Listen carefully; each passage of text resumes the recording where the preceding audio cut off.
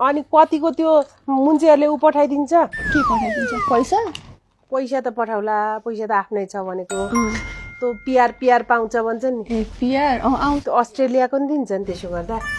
ए त्यो चाहिँ दिँदैन त्यो एउटा पाए चाहिँ अस्ट्रेलियाको नि दिन्छ नि मुखले डकुमेन्ट चाहिँ होइन मुखले मात्र दिन्छ कस्तो त मुखले दिने भने लाउ तिम्रो पिआर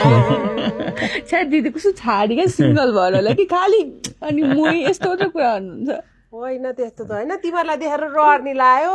यत्रो केटाकेटी जन्माइसकेका मान्छेहरू पनि भर्खर बिहा गरेर जोइ पोइ जस्तो छौ म खोज्दै हनीमुना सुत्ना जस्तो देखिन्छौ मलाई खेत दिने को दिने हनीमुनलाई त घुम्न पो जाने हो त दिदी घुम्न जाने हो के जान्थे र म गएको छुइनँ घुम्न हनीमुन त्यही त छ्या त्यस्तो चित्त दुख्ने कुरा नगर सिङ्गलको अगाडि अनि हनीमुन कहाँ गएको थियौ तिमीहरू पोखरा ज्या त्यो त हाम्रो घर नजिकै हो त्यही त दिदी म त्यति बेला बिहे पैसा गर्दिनँ थिएन कि दिदी। बाली लग्छु भनेर बिहे गरेको कहाँ हो बाली खेतीबाली गर्न किन बिहे गर्नु पर्यो बाली भनेर झापाको नालीमा ल नालीमा सफा गर्न नाली सफा गर्न नि पाली लग्छु भनेको थिएँ दिदी पैसा पुगेन बाली लाउन त हाम्रो पाडा आयो नि हुन्थ्यो त्यही त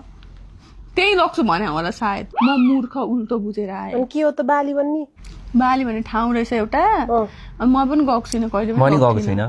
अनि किन लग्छु भनेको त नगएको मान्छेले यति बिहा साल गरेपछि- देखाएको थियो दिदी बाली तिमीलाई लिएर जान्छु पुरै प्लेनमा हालेर सरर पार्छु भनेको म पनि मूर्ख केटी है त्यही ललाइ होला पनि नभए त के को बिहे गर्थेँ नि मैले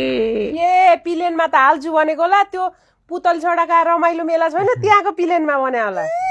त्यही त्यहाँ पनि हालेको छैन अहिलेसम्म ए त्यहाँ त 250 मा मिल्छ त्यही हाले पनि हुन्थ्यो अहिलेसम्म त्यही झापा पनि मेरो माइत भयो